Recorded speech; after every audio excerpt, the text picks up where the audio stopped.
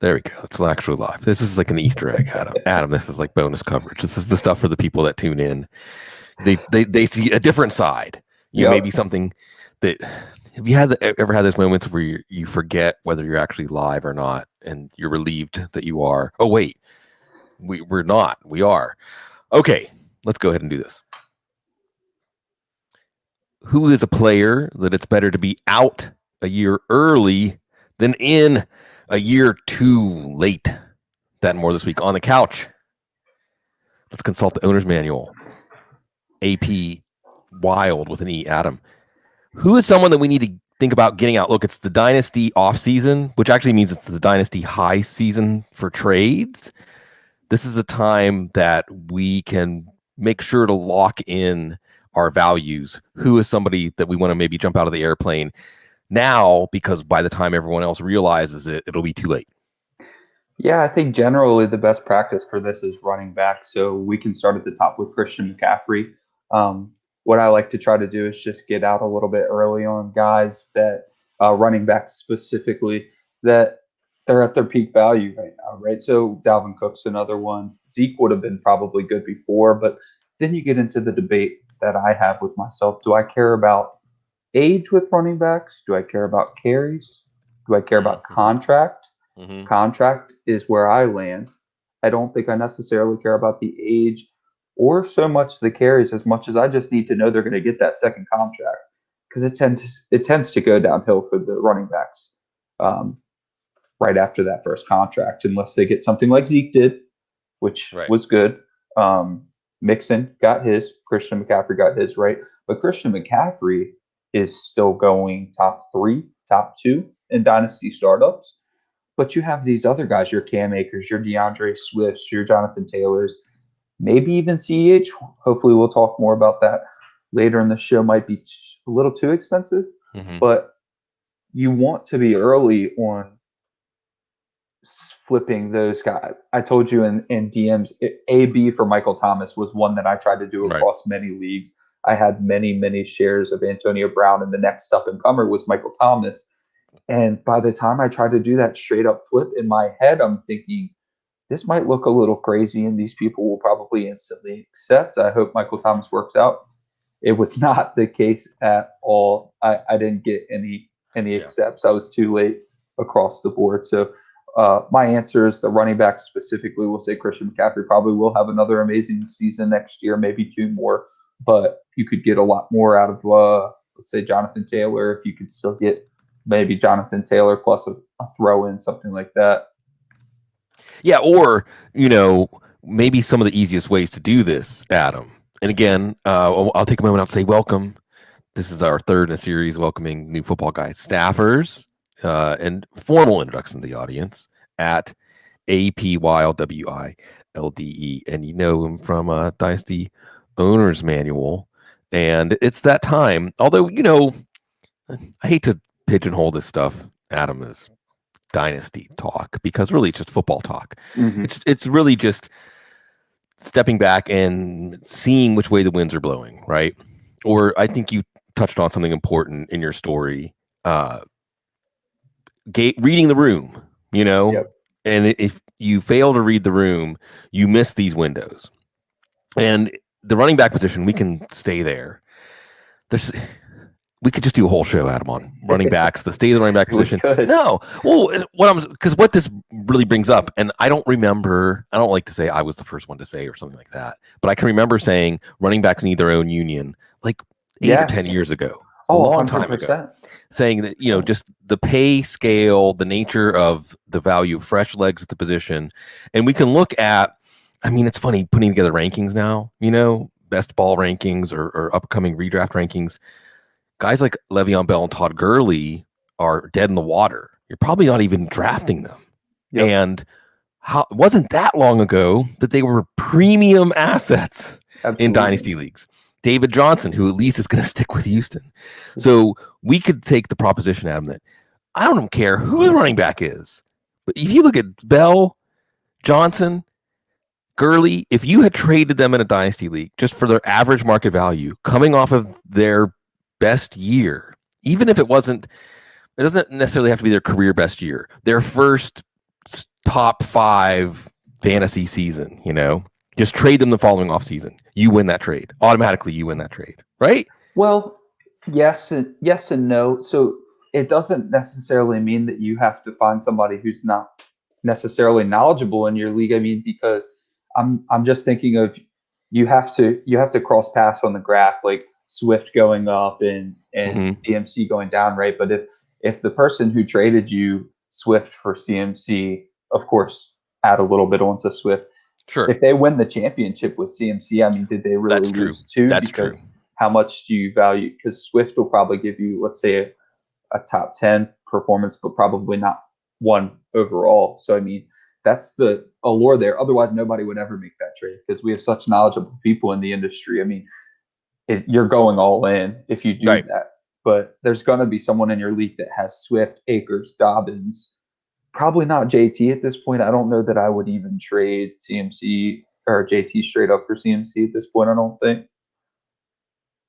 Well, you're right. And I want to highlight something that you said, which is also when we think of these trades, people are undervaluing going for the title. I mean, so especially during the season, and this is something we're actually doing something behind the scenes. The Dynasty Roundtable at Football Guys, Jeff Hazley was soliciting some responses on this idea of, when's the best time to trade picks? When's the best time to trade 4 picks? When's the best time to trade players? When's the best time to trade away players? And right now, those veteran players are cheap, like pocket lint. If it's a veteran that's not at their peak, then they can probably be gotten for a late pick. And like you said, I mean, maybe you're looking at Jonathan Taylor, you're looking at DeAndre Swift, these guys. Maybe the people that have them aren't going to trade them, but people that have, say, 1.5, 1.6 different Dynasty rookie picks might be willing to trade them. So you push it to your head. You decide what you think of, maybe Najee Harris and Travis Etienne are top 2 or top 3 picks. This is where Superflex is good, right? Rookie drafts are so much more fun. Javonte Williams, too. Yeah. You brought up Javonte Williams. I was watching him earlier today.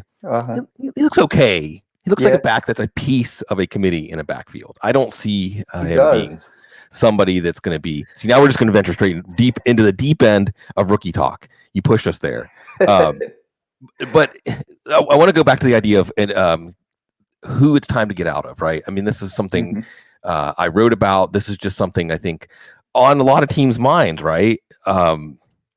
Also, we're going to have a wave of cap cuts coming in the next week or two. We're going to see a lot of things. It's going to be incredible. My goodness. I mean, it's really unfortunate for these guys. Really has nothing to do with them why the cap situation is the way it is. And a lot of guys are going to preemptively lose their careers, I think.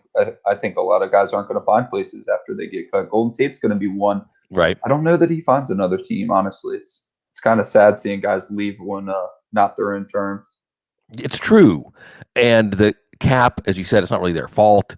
The pandemic. We're adding like another segment to the calendar. We've always had cap cuts leached out in January and February, but I think we're going to have a much larger bloodletting.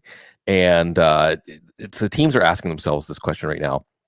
What about Derrick Henry? I mean, it would seem to me like Derrick Henry would be the poster child for his value can't get any higher than it is now. Not that his value is as high as it's ever been, but it's only down from here. I think that we can look at wide receiver. Probably a little bit late for Julio Jones, but again, whatever you can get for Julio Jones, and it's a question of, like you said, smart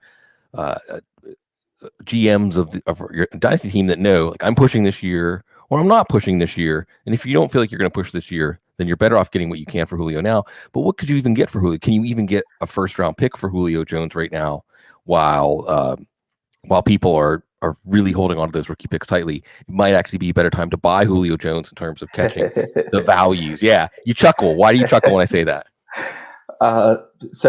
You could probably buy them pretty cheap, but the problem with guys like Julio Jones is that the people who have them aren't going to sell them for what they should. It seems like I've got an example for everything, which means I'm probably in too many leagues. But last year, I thought I'd get a lot more from AJ Green, right? And DJ Chark was supposed to give me a lot. So I had a championship contender that I thought Julio was expendable on.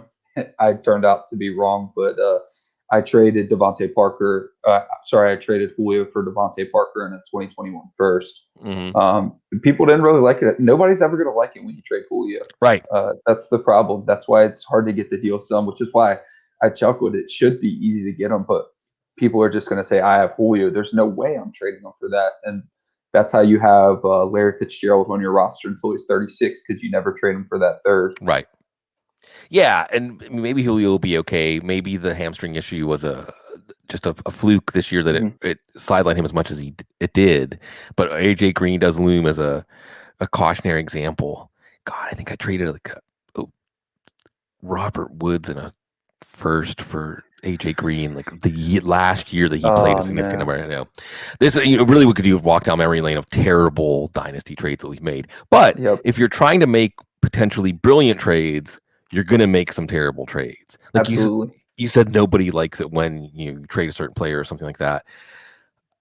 I promise you, folks, any trade, like Adam, we could just hypothesize any dynasty trade almost. And you could say at different points, maybe 6 months out, this team would look like the winner. A year out, the other team would look like a winner. 2 years later, it would flip back. 3 years later, it would flip back again. It's just the nature. It's just how mercurial these things are. Anthony is in the chat room talking about just getting AJ Dillon. I wrote up an article. Yes, folks, free content, lots of content coming, off-season content at footballguys.com. Check it out.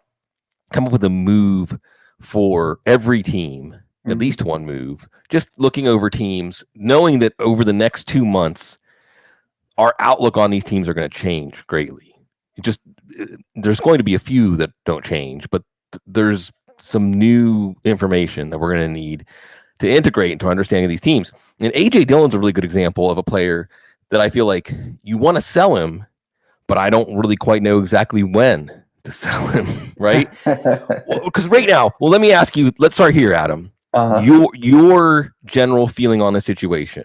The latest is Matt Schneiderman, who covers the Packers for the Athletic, says, well, the most likely outcome here, because the Packers don't use the tag, Ryan Pickett. That's like a real trivia question. If you said, who's the last player the Packers use the tag on? I don't think anybody's going to go all the way back to Ryan Pickett, which is the point, that they don't use the tag and they have needs elsewhere. If they sign Aaron Jones, it's going to foreclose signing some other players. Do you agree? Do you think the most likely outcome when we look back a few weeks from now is that Aaron Jones is on a new team? Yes, I do. But I think the question that we're not asking ourselves is, what are we doing with Jamal Williams? They could have Jamal Williams for much cheaper. He's also a free agent, and he was way more than serviceable in any absence that Aaron Jones had and in games that Aaron Jones played. I mean, if you play DFS, you're really frustrated when Jamal Williams is scoring all the points and you rostered Aaron Jones. So I think what would be smart, and I wouldn't necessarily go as far as to say that they have a smart front office given last year's draft, but I will say what would be smart is probably having Jamal Williams work in tandem with AJ Dillon, and Aaron Jones going elsewhere. I saw he had some interest from Miami. That would be pretty interesting. I think I would like that. About as much as anywhere else. I mean, Atlanta, I don't know, but we focus a lot on opportunity when these players land places. And maybe not as much on quality of the offense. Like there are some backfields, like Green Bay, for instance, 55% of that backfield is worth more than 75% of, say, Atlanta's backfield. Very true. And we'll see about Miami. So I think you're right. I think that the rational way to play this, keeping in mind that the Packers are in a Super Bowl window, there's just no way. I wrote about this in the article, Adam. There's just no way that you could be. Now, granted, teams make decisions where we say, how can that be rational? But last year's draft. Right, exactly. How can you go into a Super Bowl window? And it's because it's the passing game. With AJ Dillon, whatever he adds, he's not going to add it in the passing game.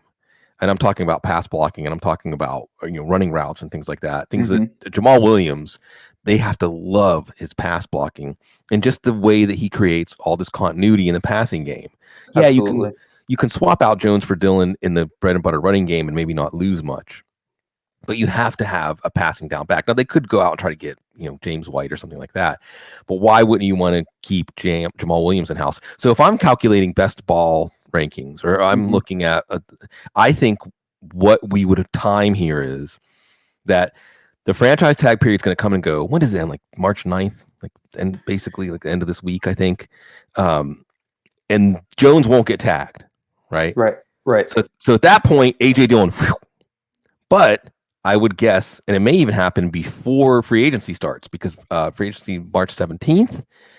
But before free agency starts, you can still sign players that were under contract the year before. So Jamal Williams extension could get announced any day, really, and clarify the whole Aaron Jones issue. So, I think there could be a window here where people are going to be penciling in. But what's interesting to me, Adam, is that looking at best ball rankings and drafts I've done so far, there isn't a lot of aspirational drafting of Dillon. I'm not seeing Dillon going a round or two earlier than he should because someone's projecting, he's going to get 250 carries and 12 touchdowns or something like that. Right. Let me give you my my dynasty running back spiel that when they enter free agency, and I'm going to use Tevin Coleman as an example. He's the perfect example for this to me.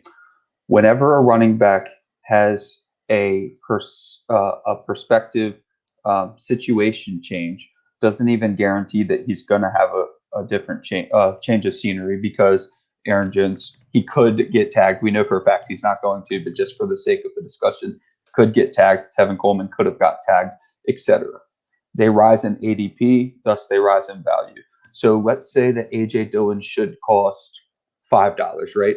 But we're paying $10 right now because maybe he ends up being the lead back there, which I don't think they'll ever even have a lead back.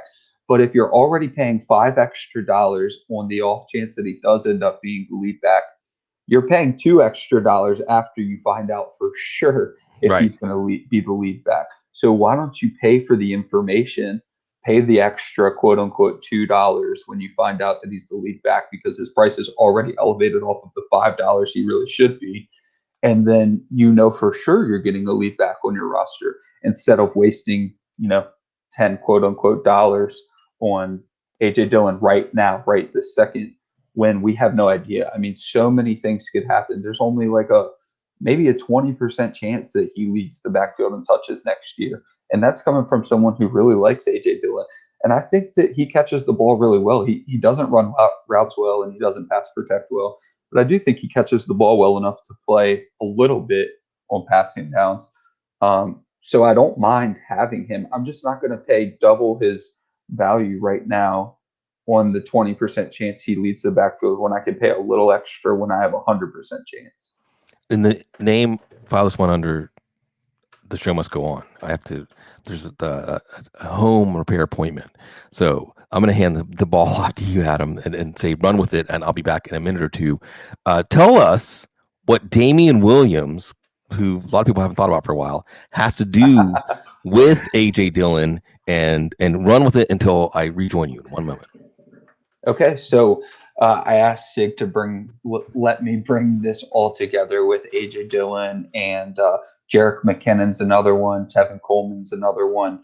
These guys that are going into situations that could be better, could be worse, but especially now that we've gone into a league that all the backfields are split, right? Unless it's your Christian McCaffrey. Even you're starting to see Zeke share the backfield a little bit with Tony Pollard. Dalvin Cook is starting to share a little bit with Alexander Madison. So it's really hard to find that bell cow role, right? So we're paying so much extra for these guys. And myself and my co-host, Chris Allen, good friend of mine, I'm notorious for arguing with him over Jerick McKinnon and Damian Williams. And basically it got into a shtick where I just said they were terrible. I never actually believed they were terrible. It was kind of sad because they were two backs that I really like in real football and real life.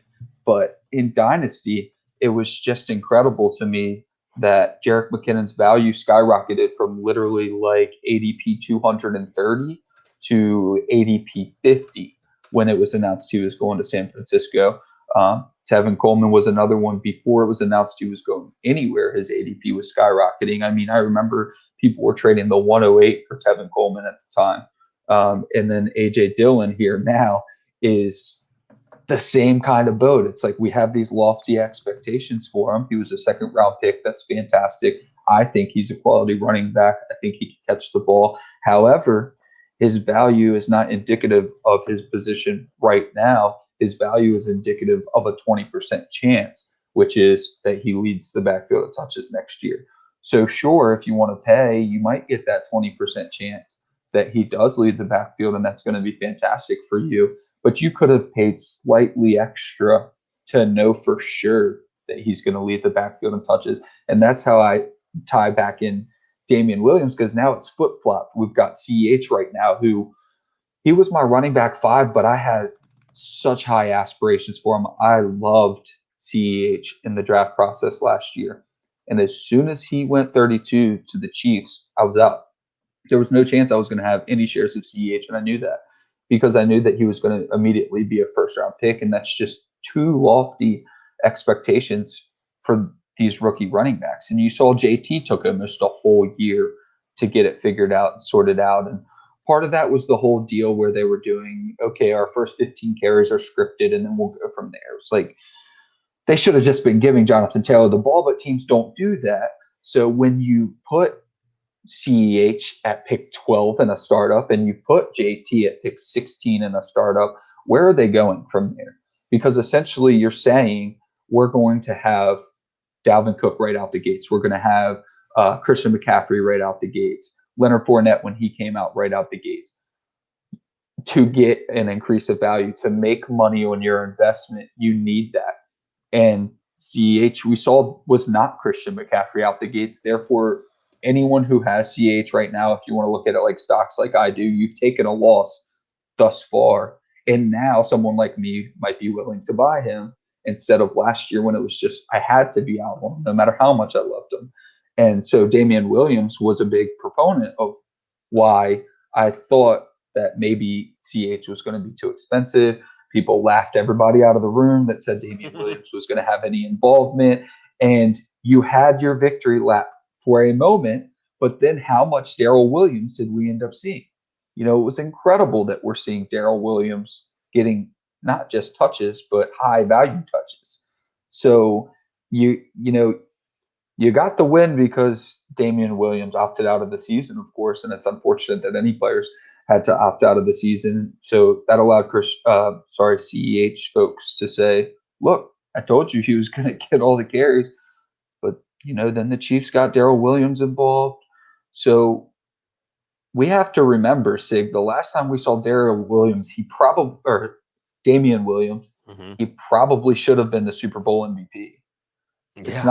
It's not just some guy that they, like having in-house. No, he had a huge role and probably should have been the Super Bowl MVP, which is a lot for me to say a running back should have been a Super Bowl MVP. But he's definitely going to be involved as soon as he comes back, and they're going to be thrilled to have him back. It's not just, oh, hey, we get Damian Williams back. God, I'm going to keep messing that up. It's not just going to be, hey, we get Damian Williams back. That's pretty cool. No, they're going to be thrilled to have him back. Not to say that CH's value goes all out the window, but you're never going to make gains on that top 12 investment because of that. Yeah, look, the bottom line is people need to factor in that, as of right now, the Chiefs expect Damian Williams to be back, which I just don't know that that's really been absorbed. Brett Veach said, we've had conversations. He's talking about Lucas Niang and Dr. Duvernay Tardif, also, who'd opted out. Lucas was the guy that texted periodically through the season. That's a big addition back for their offensive line. Remember the state their offensive line was in? Yeah, they could use him. They could have used him. They all play. He said Lucas, LDT, Damian. They all plan to be back. They're all excited to get back to what they do in the routine, be back in the locker room with the guys and have fun playing football.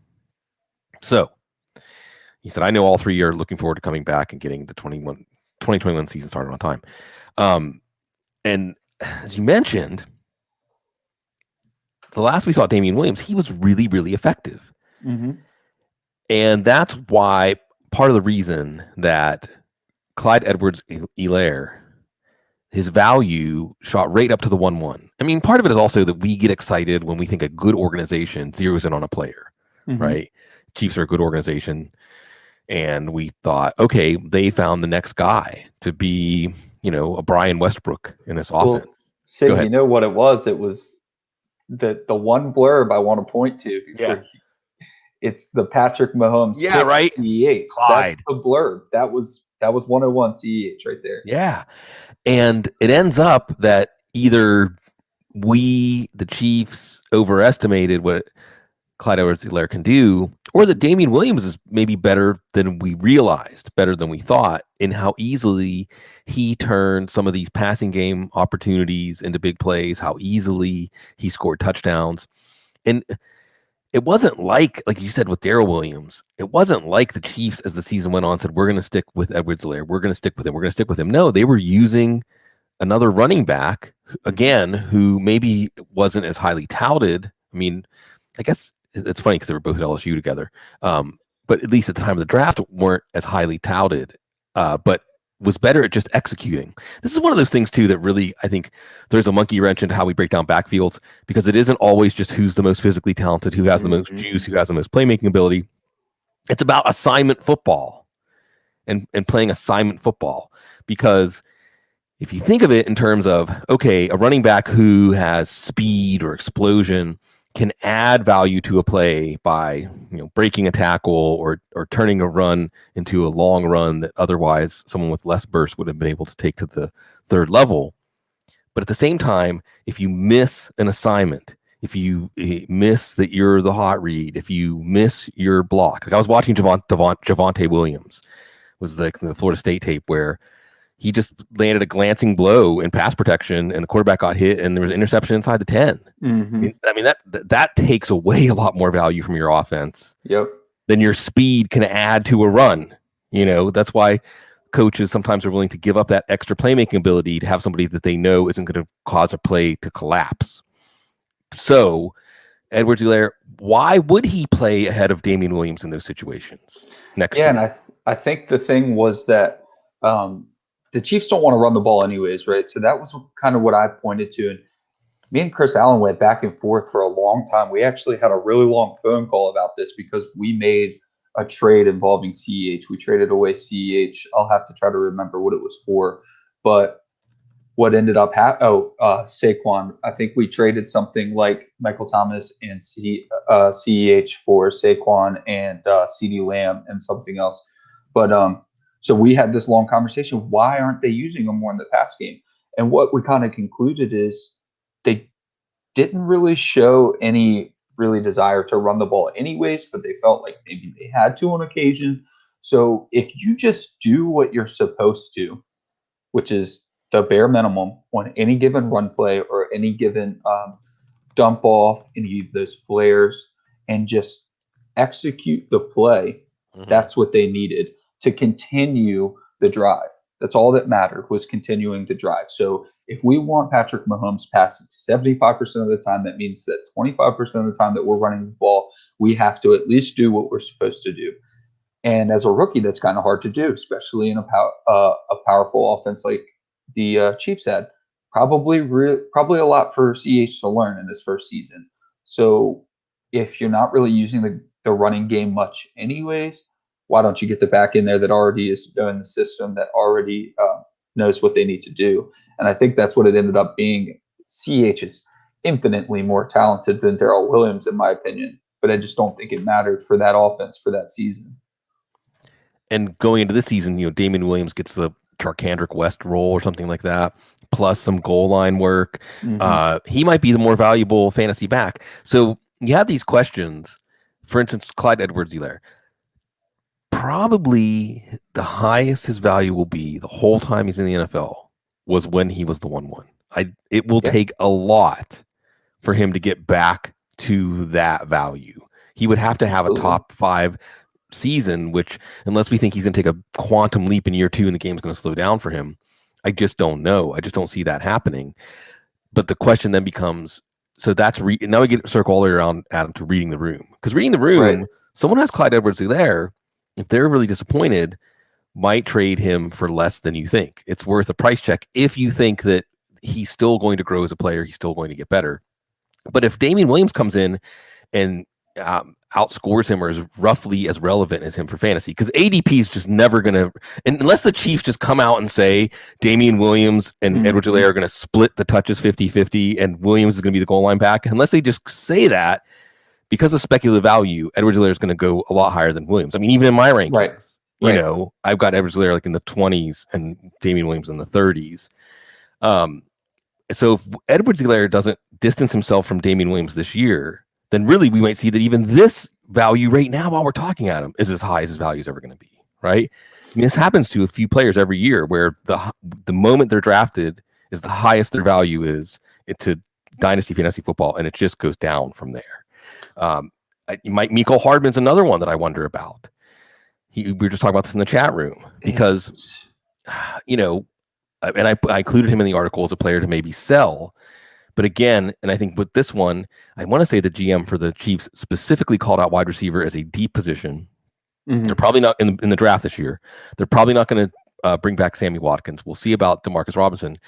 And I guess in terms, the other thing behind this, Adam, this discussion is for both Edwards-Helaire and Hardman, do they get enough opportunities before the team decides they're just not going to be what we thought they were going to be? Or does the quality of the Chiefs offense just make them rise above anyway? You know, I mean, Hardman's a tough one because I think that they may take a wide receiver in the first or second round again. And then whatever market there is for Hardman's going to dry up. Well, here's a question for you. Do you think that without Tyreek Hill's situation last offseason that Mecole Hardman was even drafted where he was? I mean, probably not. It sure felt like they were trying to get another player like Tyreek Hill.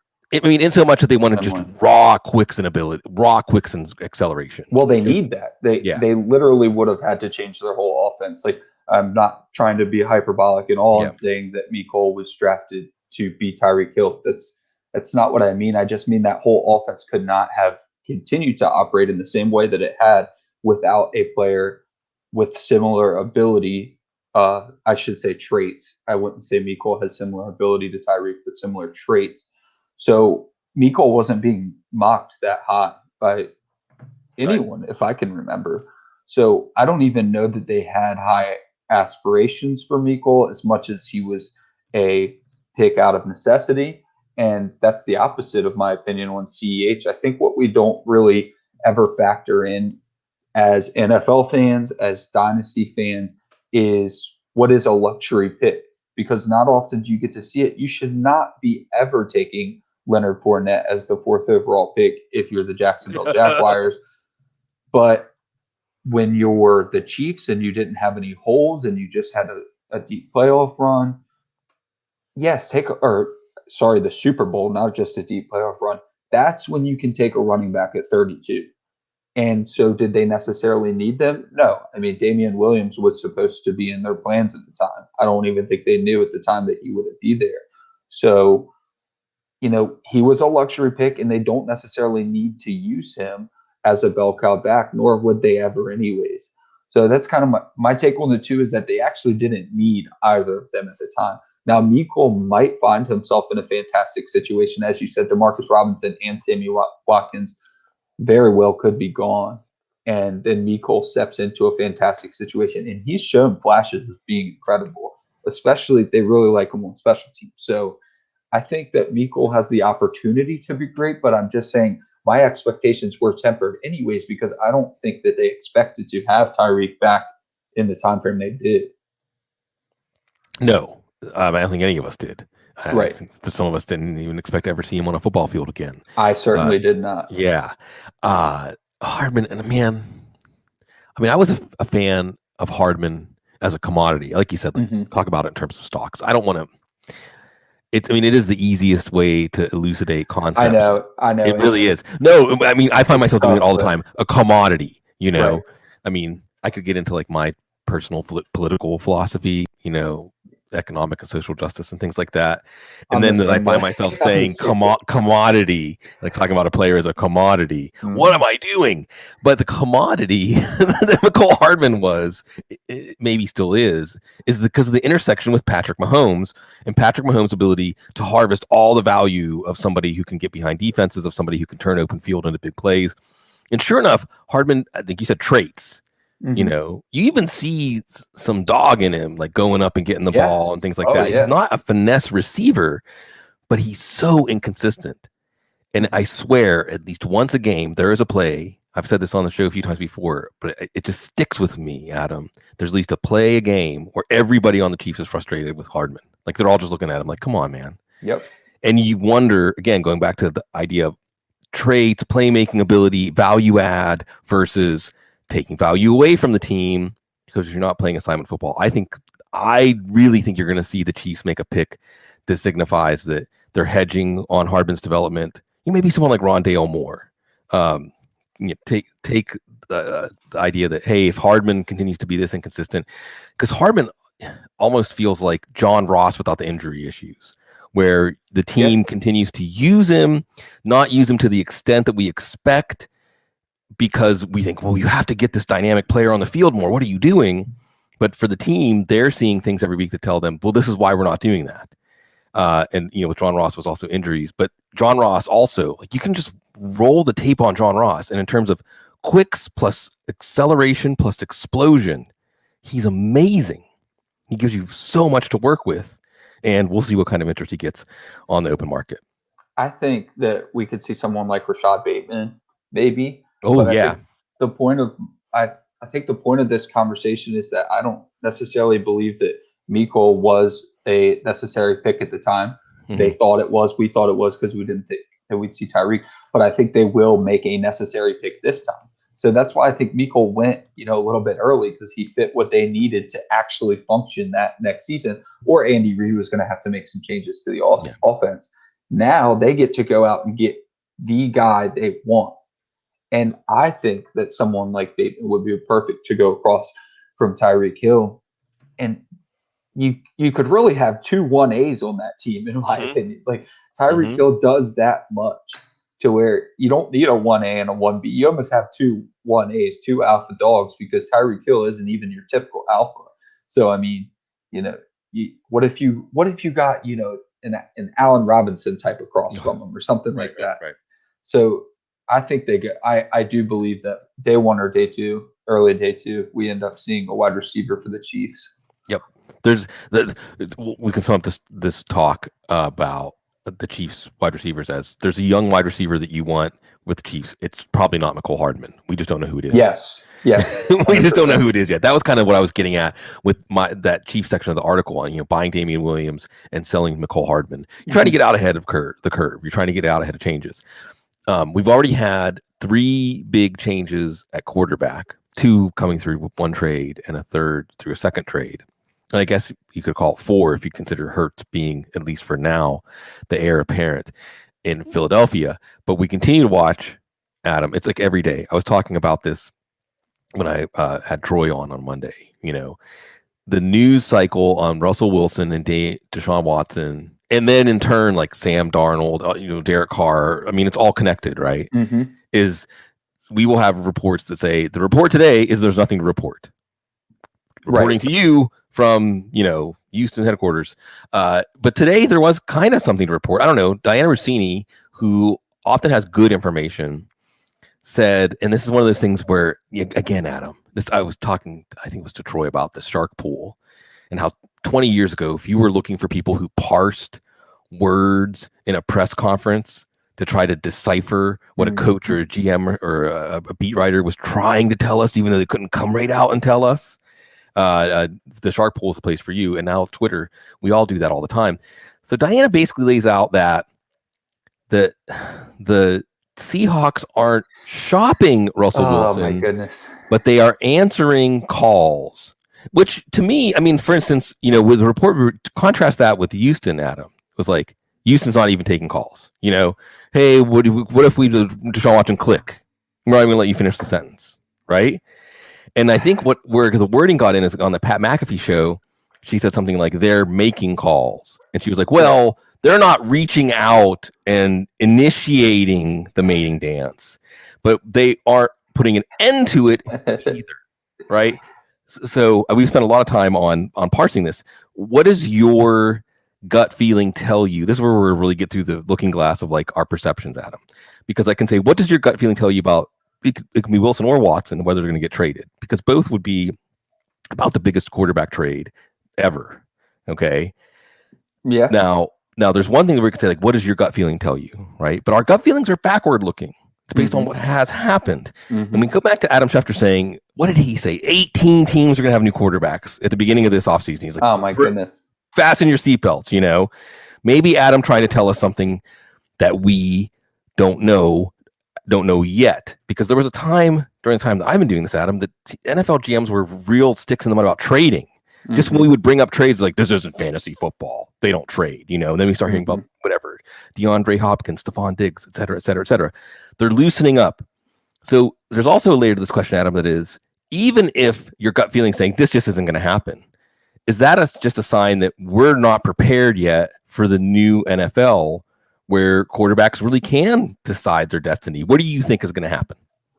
Well, first of all, if I'm an NFL GM, I'll take every single call on every single player. That's true. That always baffles me. Like, what if they offer you their franchise? Like, of course you're going to trade it. I mean, call me and offer me a sub. Maybe I'm hungry. I don't see any problem with GMs taking calls. You can say no, but answer the phone. So that's just the reason I was laughing throughout that blurb, is because it blows, like, they're doing their jobs. Let them answer the phone. If I'm an NFL player and I'm getting calls about me, I'm realizing that's part of the it's part of the thing. It's part of the situation, right? So if you're going to offer way too much for one of my players, I'll take it. So I think it's weird that the NFL looks down on GMs for taking calls on certain players. Yeah.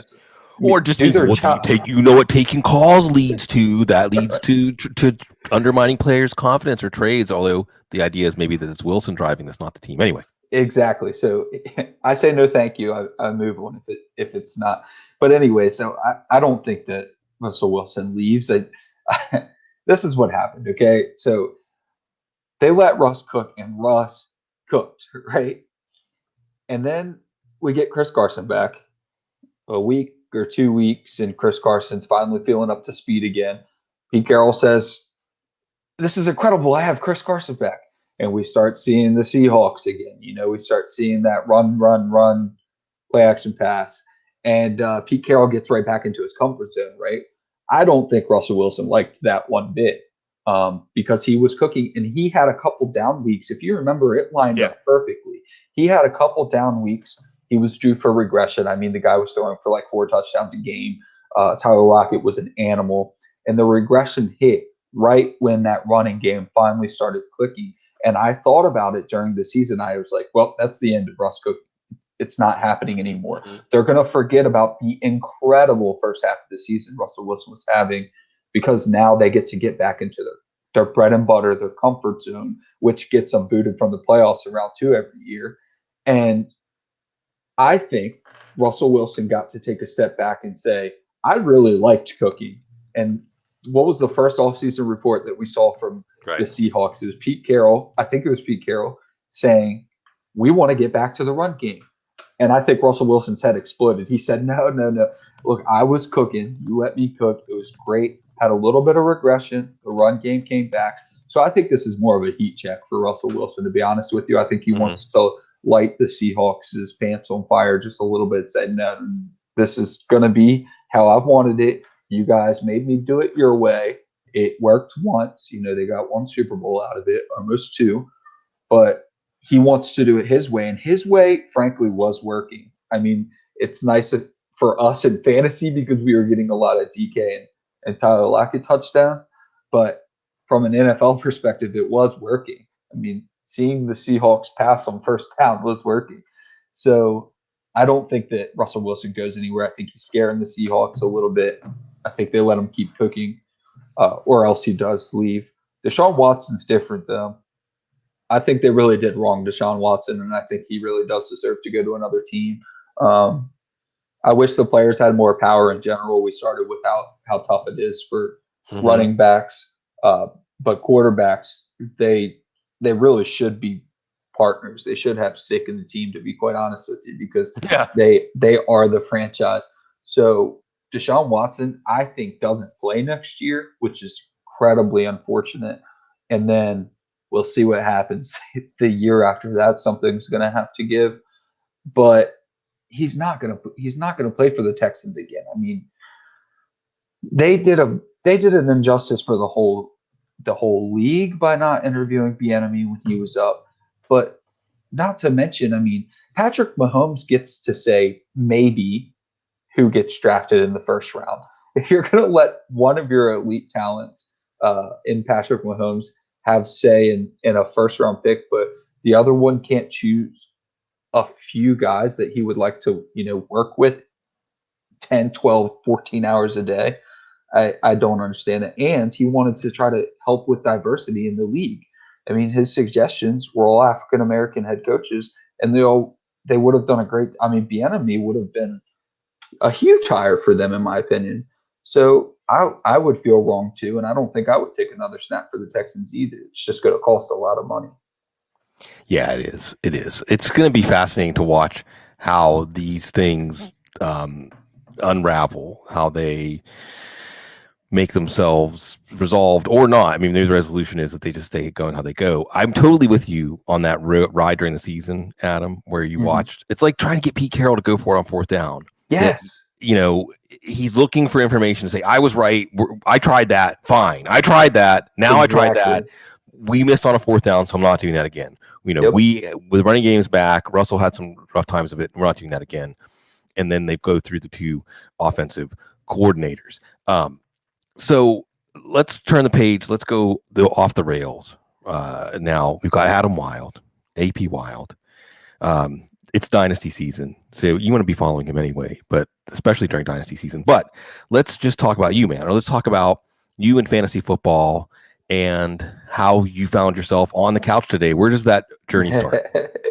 Yeah, so so my brother used to be on the DLF podcast, so I would DD him as a 16-year-old to something like Buffalo Wild Wings, and then he would go out into the car and record the podcast for DLF, and then come back inside to the bar and finish his drink, and I'd DD us home. So the journey really started 10-ish years ago when I was drafting Peyton Hillis in the first round because he was on the Papa John's pizza box.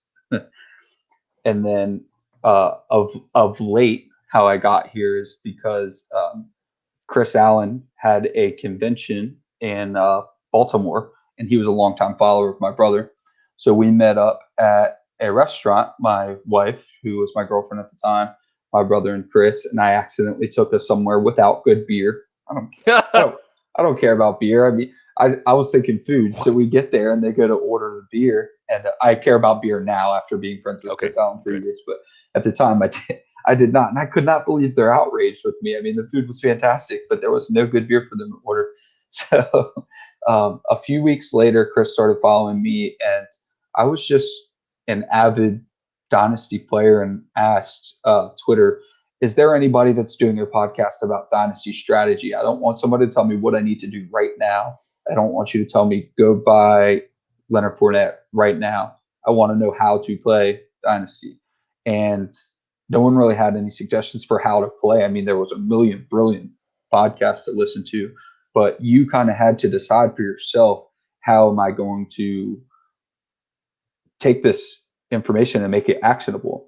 And it was basically a resounding no on that idea. And then I believe it was John Bosch who told me, why don't you do it? And then Chris Allen chimed in and said, hey, man, if you start a podcast, I'll start one with you. And at the time, he had pretty much only wrote his weather article. If you guys don't follow Chris Allen, FFWX, it's Fantasy Football Weather. He started with his weather article. So he had pretty much only done the weather article. The chat, it says free Jalen Hurts. I'll talk about I could talk, and then I was on the open bar the other night with J Mike and Gabe Gearing. So me and Chris just started that podcast out of nowhere, basically, and we started interviewing people. You were on Sigmund. We had had quite a few big names, and the point was to interview very, very smart people about how they play Dynasty football, and everybody kind of had their own thing. Like Leo Sega has a notebook. Love Leo. He has a notebook on every person that's ever been in leagues with him. So if you're at a league with Leo, he has a notebook on you. Every transaction that comes in his email, he writes in his notebook under your tab. And that is quite scary to me. So we had a bunch of people like that. And we did Dynasty Owner's Manual for 2 years. It was so much fun. And then I had my daughter this past year, so I had to cut down. Congratulations. Thank you. So you're so lucky you had a girl instead of a boy. I agree. I don't want a boy now for a second. But so I swore that we were going to get back into Dynasty Owner's Manual, and I just couldn't find the time to do it. So we ended up doing the DLF Mailbag Show instead, which anyone who's watched that, it's supposed to be 15 minutes and usually ends up being 30 to 45, but it's shorter than producing and recording and booking a podcast. So it was easier on the newborn schedule. And now we're at Football Guys and we're working on a video together. So we're going to be doing videography for Football Guys together. Yeah, that's awesome. It's great. It's exciting. It's super exciting. Do you have, with football or really any sport, a team that has your heart, that, because I can tell you're very measured, you're very deliberate, and I think your strategy and the way you manage your teams is reflected in the way that you deliver the information you have. But all that goes out the window if your heart is with a team. Are there any teams that have your heart? No, so I'm a recovering Washington football team fan. I actually gave up on them 2 years ago when the cheerleader situation in Hawaii first happened. That came up again. That was very frustrating to me because that came up again this past off season when there was this huge news about the Washington front office and we're going to release it at this time and all these theatrics, and just like they already released this information and nobody paid much mind to it.